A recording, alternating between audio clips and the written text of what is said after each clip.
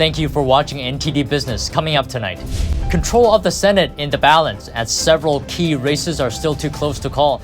It's possible that we won't know the answer until December. Massive layoffs at Facebook parent Meta with thousands of job cuts. What went wrong? The founder of crypto exchange platform FTX loses nearly all of his $16 billion fortune. Meanwhile, rival firm Binance abandons an attempt to save him. That and much more coming up on NTD Business. Great to have you with us. Don Ma here. And we start tonight's show with some latest updates on the key races in the midterm election. House Minority Leader Kevin McCarthy has said Republicans will take back the House of Representatives. That would mean McCarthy would have a good chance of becoming the next Speaker of the House. Now, to take control of the House, a party needs 218 seats. According to the Puck Times, Republican needs 12 more, while Democrats needs 31 more seats. McCarthy's optimism seems in line with expected results, but most media outlets still haven't called the race.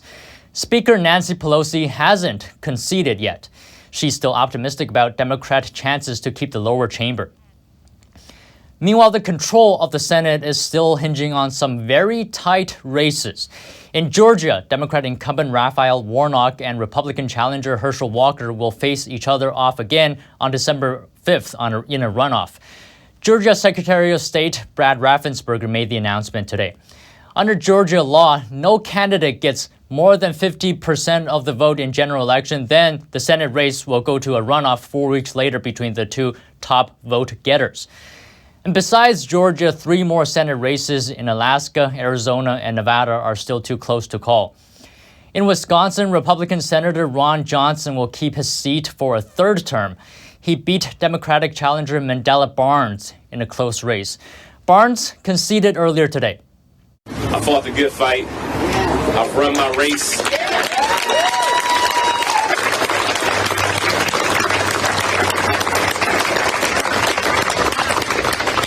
And I kept the faith. And I want to thank you for having faith in me. I want to thank you all so much for this opportunity. And let's all move forward together, everybody. Thank you so much. Republicans portrayed Barnes, the state's lieutenant governor, as a left-wing extremist who wanted to defund the police and abolish U.S. immigration and customs enforcement. And in Pennsylvania, Republican Dr. Mehmet Oz conceded to Democrat John Fetterman this morning. Dr. Oz thanked his supporters and said the country is facing big problems. He called on Pennsylvanians to, quote, put down their partisan swords and focus on getting the job done. Republicans performed more poorly than expected across the United States as some toss-up races broke in favor of Democrats. Some have been predicting a, quote, red wave, but Texas Republican Senator Ted Cruz said it hasn't been as a big wave as he had hoped for. Senator Lindsey Graham echoed that and said if the GOP takes the House and Democrats keep the Senate, good can come from a divided government because lawmakers will have to work together. And earlier, I spoke to economist Vance Ginn. He worked at the Trump White House and is now the president of Ginn Economic Consulting. I asked him what the new Congress can do to rein in inflation. I think cutting government spending has to be priority number one. At least if they're not cutting, they've got to be limiting government spending because it's been growing far too fast for too long and raising the national debt. And you're right that it's been Republican and Democrat presidents that have increased spending substantially. But you also got to look at who's in Congress. Congress has the power of the purse. And so they've got to be the ones to really put some tightening on spending to make sure that the deficit doesn't continue to grow. And I like to see a balanced budget. Why not balance the budget, give more authority to families across the country with more money in their pockets? That's how you grow an economy. It's not through big government. It's through free markets, family, and ultimately people's faith. And I think we can have hope, dignity, and purpose again by more jobs and more money in people's pockets. You know, before the midterm elections, there was talk about a red wave coming. Did you see a red wave come this midterm? Well, it doesn't seem like there was a red wave overall like some were expecting, but I do think that there was some good push in the direction of pro-growth, liberty-minded policies and policymakers across the country. When you look at a lot of these state legislators, they turn more red, more conservative overall, more liberty-focused, and I think that's a good sign. Also, if you look at the House is probably going to be controlled by the Republican Party. If you look at the Senate, it's kind of a toss-up right now, but in general, there was a push to a more liberty-focused, freedom-focused, and I hope family-focused sort of initiative that's going to take place that allow us to have more growth and that we can let people prosper. Is a split in the Congress good for the stock market? Well, a lot of times what you see is when you have a split in Congress, it can be a good thing. It drives away a lot of bad policy from happening. And we've seen that in the past, that has brought about good results. Ultimately, I would love to see, again, cutting government spending, providing tax relief, and rolling back regulations. That's really the way to get back to prosperity. But if we do have a split Congress for a while, that may not be a bad thing. All right. Thank you very much, Vance. Great having you on today. Thank you, Don. Have a great day. California voters yesterday rejected taxing the rich to put more electric cars on the road.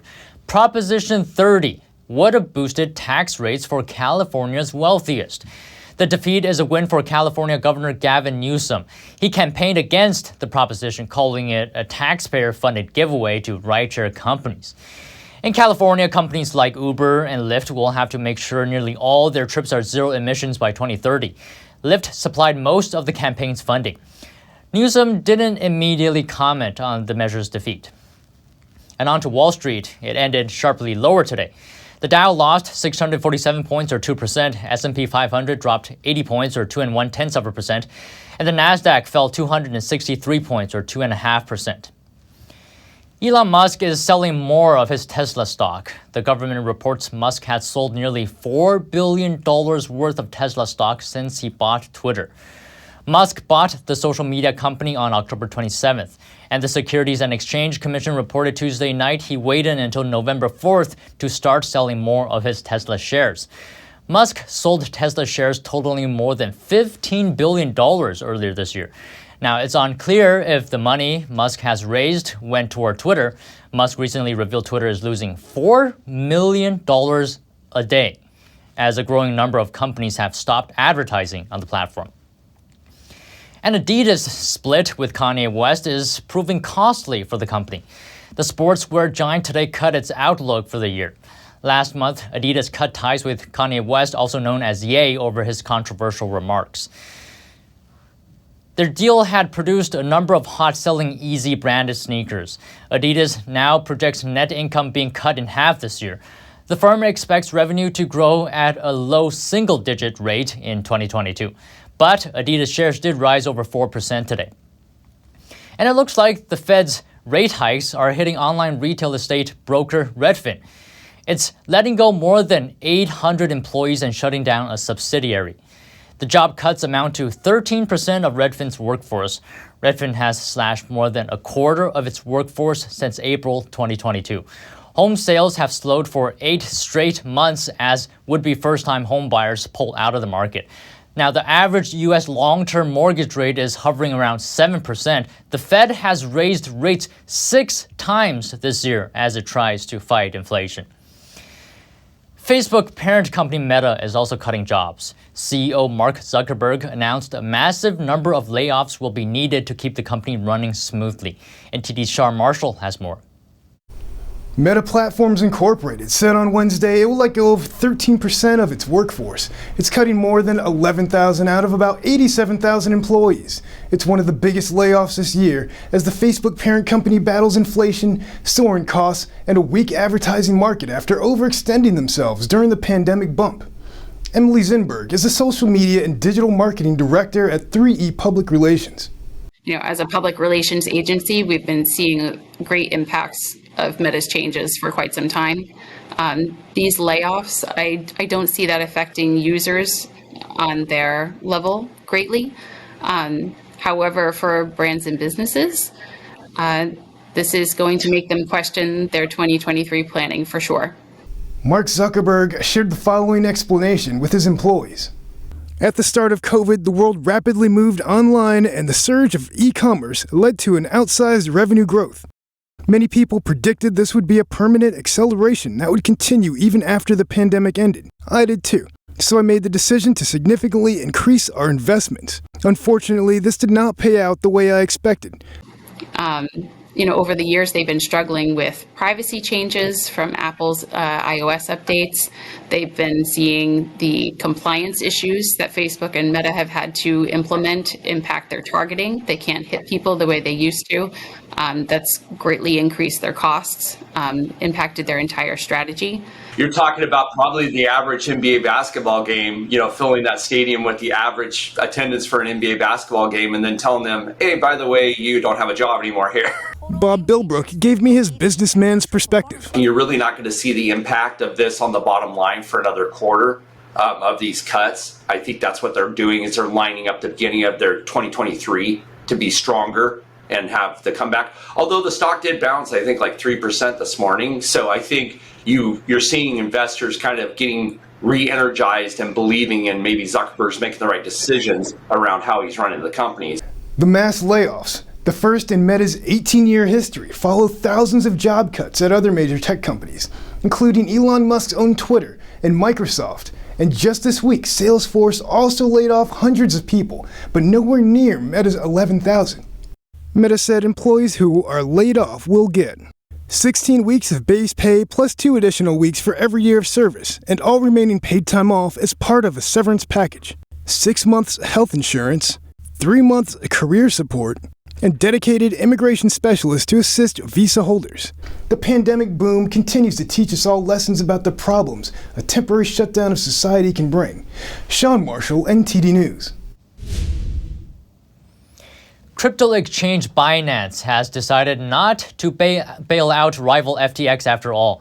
FTX has been unable to pay investors during a mass withdrawal leading to disaster at the company and a disaster for billionaire founder of FTX, Sam Bankman-Fried, who has taken a colossal financial plunge. He's reported to have lost almost all of his $16 billion fortune, around 94% of it. This could be the biggest ever single-day drop in net worth among billionaires. So how did all this happen? The senior VP at crypto firm Curious, Greg Keogh, believes FTX's rival Binance contributed to the fall. The two firms, both being major crypto exchanges, are fierce competitors.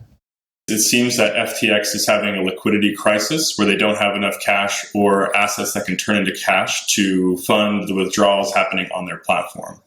And it also seems that the primary withdrawal that kicked off the process was from CZ at Binance, where they held approximately $2.1 billion worth of FTX's token FTT, and they initiated the lack of liquidity. Changpeng Zhao, or aka CZ, is the CEO of Binance. Binance is currently the world's biggest crypto exchange by far.